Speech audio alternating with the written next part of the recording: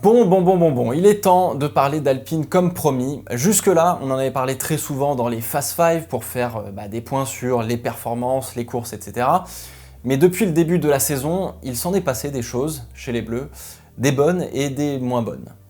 Jolies choses et moins jolies. Aujourd'hui, on va tenter de voir ensemble le côté entreprise et gouvernance dans une écurie de F1 et les problèmes qui peuvent survenir. Finalement, l'aspect sportif dans cette vidéo, ça va être un petit peu notre point de départ, mais on va pas en parler beaucoup. Alors, beaucoup disent que Alpine se retrouve en situation d'échec à cause de la partie française et du management du groupe Renault. Et de prime abord, on pourrait croire que c'est ça. Mais j'aimerais qu'on aille pour une fois un petit peu plus en profondeur pour comprendre si on est face à un échec avec un air de déjà-vu ou si on est dans une autre situation. Bref, 2023 devait être l'année pour se rapprocher du top 3, l'écurie française en est aujourd'hui bien loin, c'est plutôt l'année de la crise et c'est finalement peut-être une bonne chose.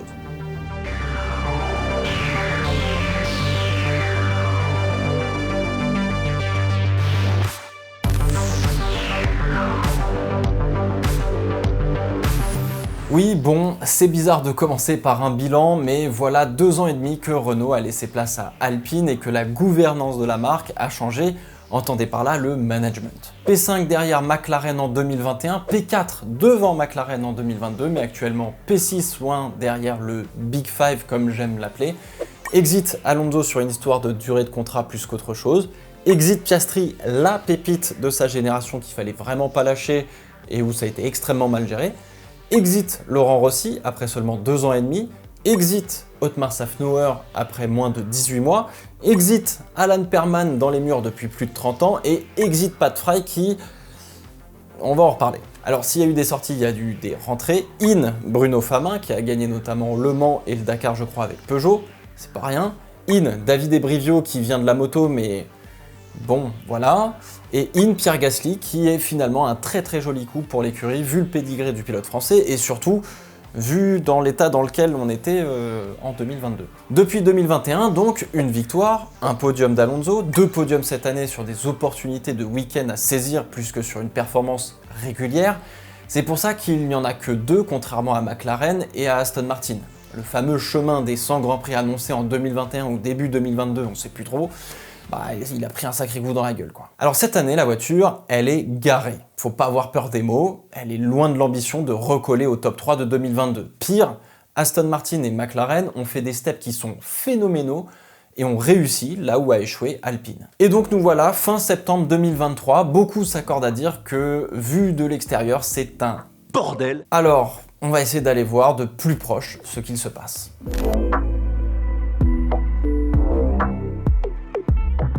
On ne fait que parler du moteur dernièrement, il manque des chevaux. 1, 2, 3, 4, 17, enfin voilà, c'est un chiffre qui peut changer.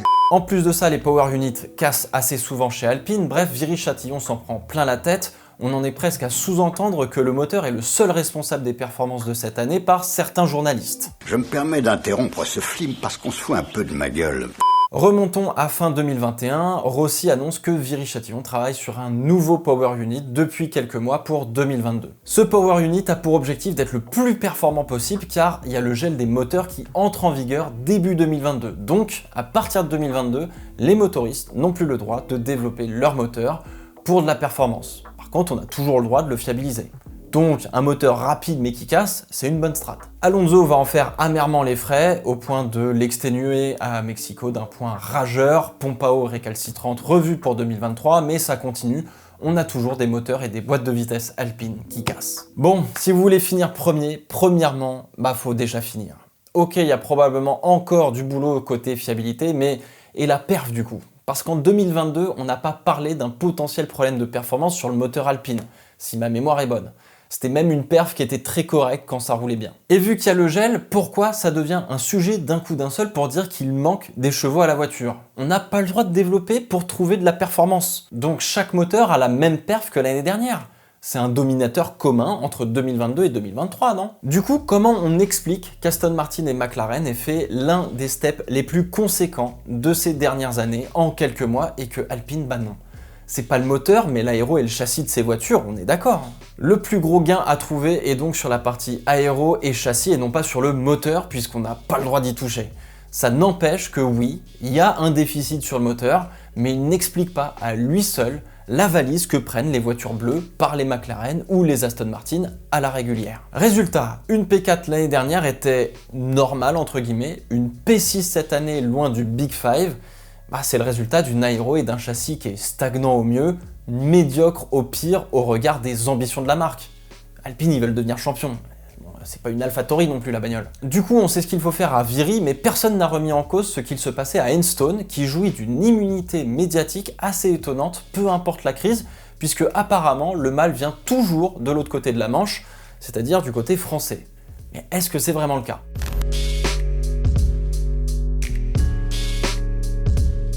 Des constructeurs automobiles qui se sont essayés au sport automobile, ça a toujours été rock'n'roll. Toyota a dépensé près de 2 milliards de dollars entre 2002 et 2008 pour une écurie de Formule 1. Aucune victoire et une poignée de podiums plus tard, le naufrage est digne du Titanic. BMW, qui s'est émancipé de sa collaboration avec Williams pour faire sa propre écurie en rachetant Sauber fin 2005, ça a duré 3 ans avant de mettre la clé sous la porte parce que 2009, il y avait manque de résultats, puis le conseil d'administration n'avait plus rien à faire de la Formule 1 vu les sommes qui étaient dépensées. Et puis évidemment, on a Ford avec Le Mans et Carroll Shelby raconté dans le très bon Le Mans 66. Alors même si le film prend quelques libertés, ça reste un film et non pas un documentaire. Regardez-le, ça vaut vraiment le coup. Le Mans 66 met très bien en valeur cette incompréhension entre le monde de l'industrie de l'automobile et celui de la course automobile. On ne gagne pas une course avec un comité. Il faut nommer un seul décideur.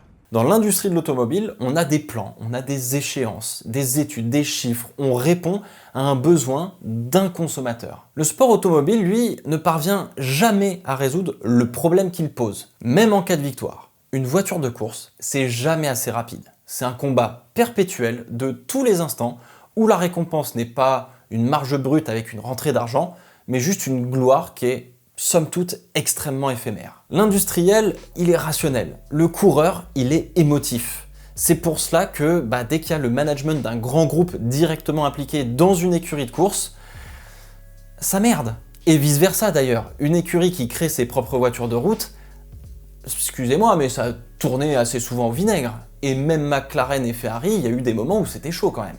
Et encore une fois, les voitures de route, c'est pas Jean Todt ou Ron Dennis qui s'en occupaient. Chez Alpine, Laurent Rossi a été le manager industriel qui a fixé des objectifs de résultats et des contraintes de temps pour une entreprise qui évolue dans un milieu où on doit avoir des objectifs de moyens en ayant le moins de contraintes et surtout pas celle du temps. Et c'est compliqué à comprendre d'un point de vue business, on est d'accord. Chez Mercedes, les patrons de la marque ne touchent à rien de l'écurie de F1. Ils viennent apprécier les petits fours et laissent les clés de la baraque à Toto Wolff. Chez Aston Martin, c'est pareil. Lawrence Stroll, il s'occupe de rentabiliser et de redresser une marque qui s'appelle Aston Martin, et il laisse les clés de l'écurie à Mike. Et pourtant, Dieu seul sait que Lawrence Stroll, il aurait envie de s'occuper de l'écurie, mais il sait très bien qu'il n'a pas les compétences. L'exemple du redressement de Williams est le plus pertinent aujourd'hui. James Valls a créé des objectifs de moyens dans cette équipe. C'est juste de passer certains steps en se concentrant sur soi-même. Par exemple, c'est concevoir et développer une grosse amélioration dans l'année qui fonctionne bien. Et puis derrière, on recommence.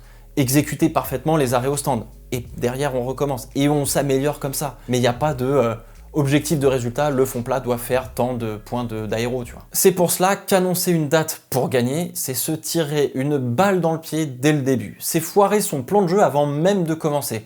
Les personnes qui bossent dans le sport et la compétition, ils le savent parfaitement. Jamais t'annonces que tu vas gagner dans 5 ans. Et chez Alpine, la réponse à cette problématique s'appelle pour l'instant Bruno Famin. Alors lui, il vient du sport automobile, il a gagné notamment Le Mans et le Dakar avec Peugeot, il vient du milieu de la course et non pas des bureaux d'un quartier d'affaires par exemple. Il n'y a rien de mal à venir d'un bureau d'un quartier d'affaires, mais dans la course automobile, non. Donc oui, le problème peut venir du groupe industriel qui met de l'argent dans l'écurie, mais ça ne veut pas dire non plus que la culture et la mentalité dans l'équipe est la bonne pour autant. Surtout quand ça fait depuis 2006 que tu n'as pas gagné un seul titre. Regardez Williams, la culture de l'entreprise, c'était le premier cheval de bataille pour James Valls. Et c'est la première chose à laquelle il s'est attaqué.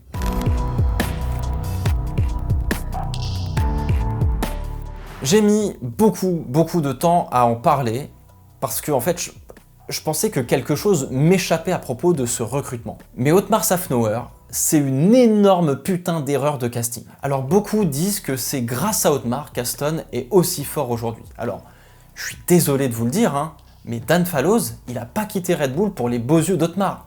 C'est plutôt pour l'ambition et la détermination qui est monumentale de Lawrence Stroll et le projet Aston Martin qui est ultra béton parce que le Canadien, il a pris le temps de tout mettre au point pendant 2-3 ans avec Racing Point. Safnauer, il s'est fait virer de chez Aston Martin.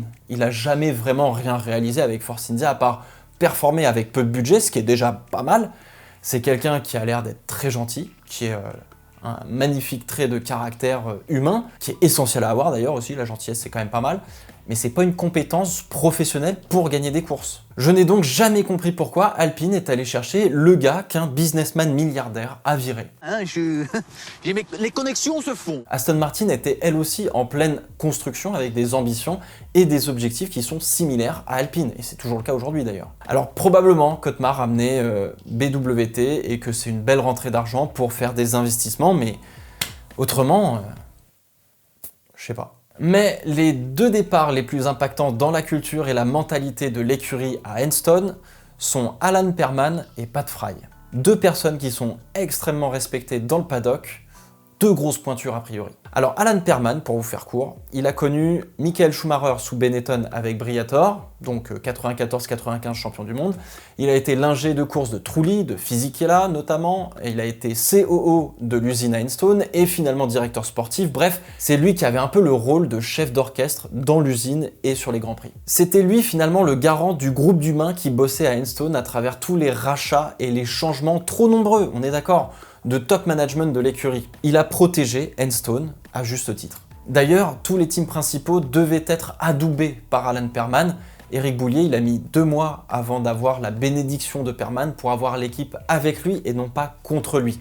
Ça se faisait le vendredi soir au pub. Si tu étais invité par lui, ça veut dire que tout allait bien et que tu pouvais enfin bosser, que l'équipe allait bosser, quoi. Franck Montagny, qui a aussi bossé avec lui en 2003, il va un petit peu plus franchement en affirmant que Perman a une haine envers les Français et qu'il avait un comportement qu'on qualifierait de toxique parce que l'équipe qui allait sur les Grands Prix, on pouvait plus de lui apparemment et on l'a collé dans l'équipe qui faisait les tests dont Franck faisait partie à l'époque. On a donc l'image d'une petite frappe qui joue les caïds dans une usine de F1 et qui défie régulièrement les propriétaires de cette même écurie. Et dans les médias britanniques, ou avec des personnes qui sont extérieures à l'équipe, on a l'image d'un homme qui est très respecté.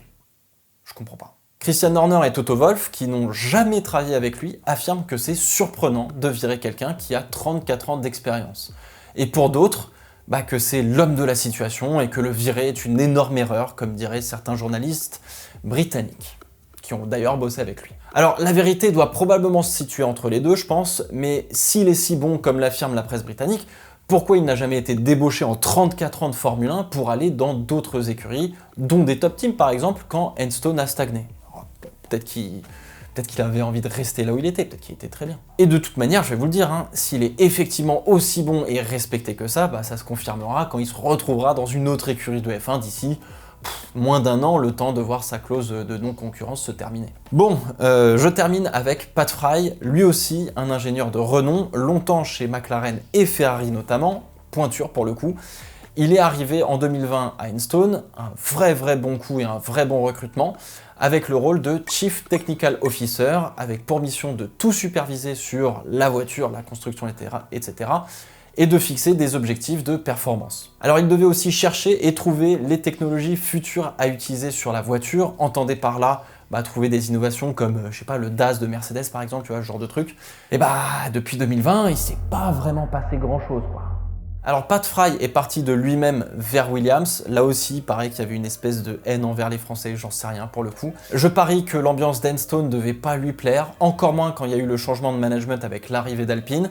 Il sera très heureux avec James Valls chez Williams, tant mieux, et probablement que ça performera très bien, donc c'est un win-win je pense.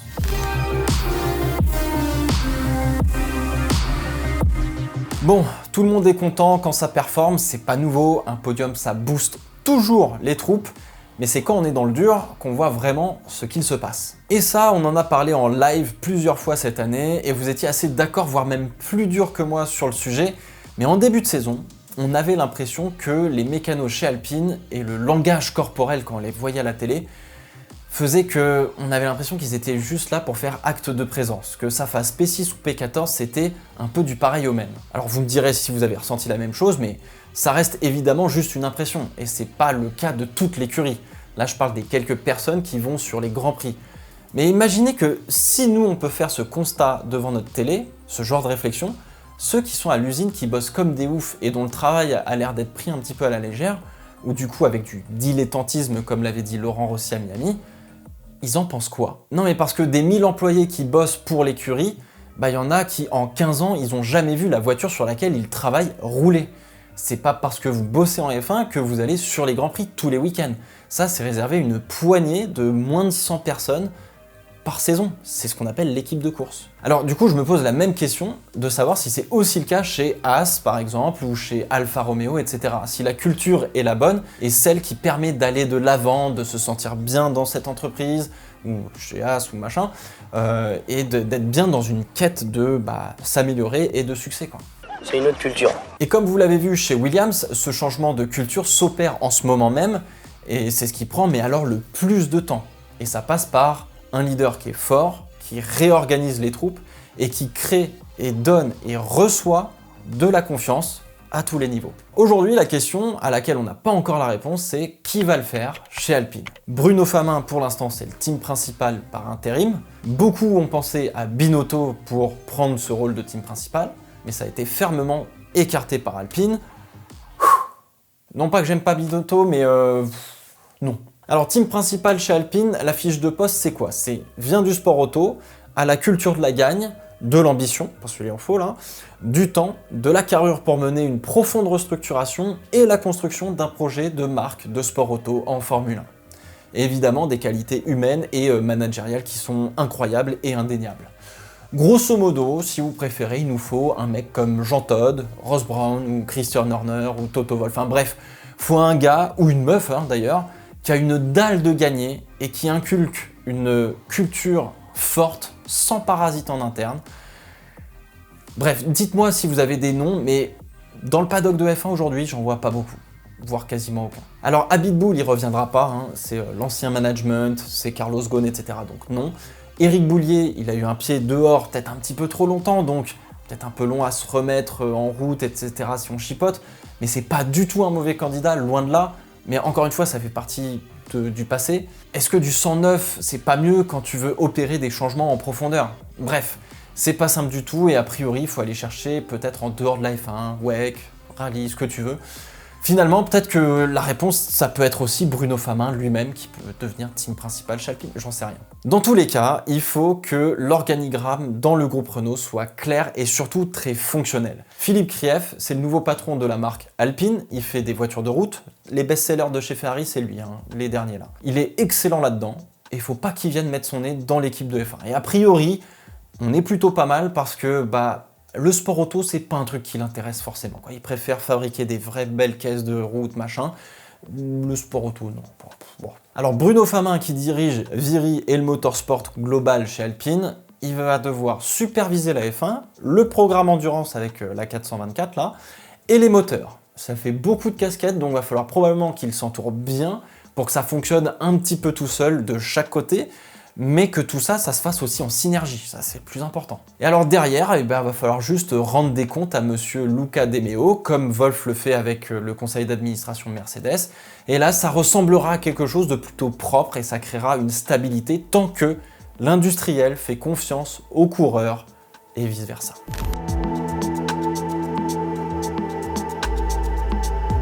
Luca De Meo veut faire d'Alpine le Ferrari français. La déclaration est forte, presque un peu prétentieuse, voire arrogante, mais ça montre les ambitions du patron de Renault quand même. Alors j'ai pas de problème avec l'idée, j'avoue que je serais extrêmement fier en tant que Français d'avoir une marque de voiture qui réussit en sport auto et qui communique la passion et l'émotion dans les modèles de route. Franchement ça a de la gueule en vrai, imagine. Pas mal, non? C'est français. Sauf que Enzo Ferrari, il a fait l'inverse. À la base, il voulait juste faire du sport auto, pas vendre des voitures pour monsieur tout le monde. D'ailleurs, tout le monde ne mérite pas et ne sait pas assez bien conduire pour conduire une Ferrari. Grosso modo, c'est ce que disait Enzo Ferrari, mais je le paraphrase de loin, tu vois.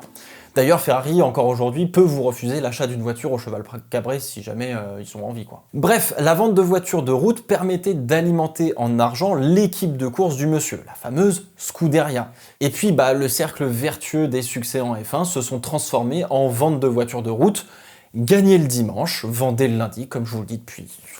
Voilà. Chez Alpine, parce que l'air du temps laisse pas trop le choix et que l'industriel a des échéances, on fait un peu les deux en même temps, en reprenant une marque dont l'histoire est liée au sport automobile.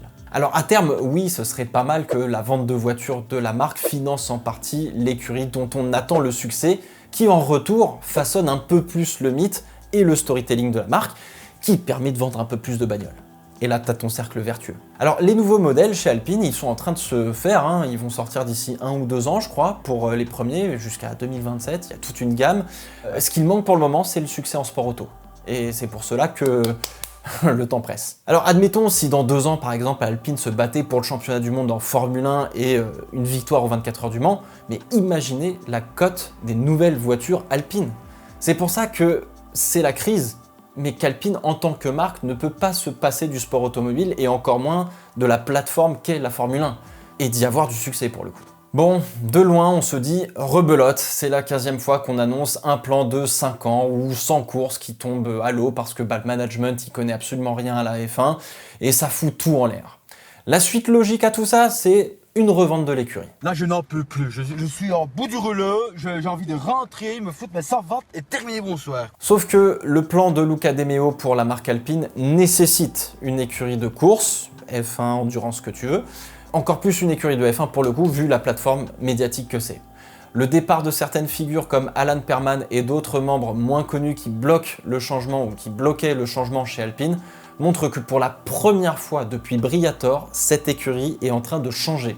C'est le grand ménage et c'est pas terminé. C'est le proprio! Et c'est là où cette crise est différente de toutes celles qu'on a connues pour cette écurie aujourd'hui.